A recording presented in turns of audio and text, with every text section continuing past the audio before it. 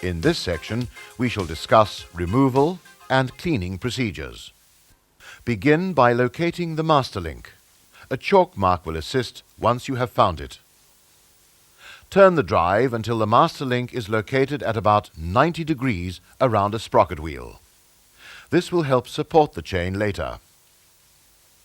Now, with the aid of a suitable tool, carefully disengage and remove the retainer.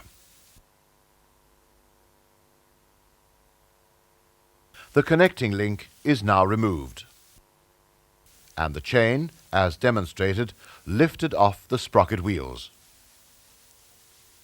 All removed components are placed into a solvent degreasing fluid for purposes of removing old lubricant and contaminants.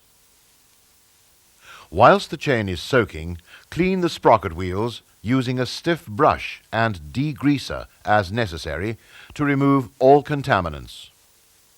Compressed air can be used to dry off these units.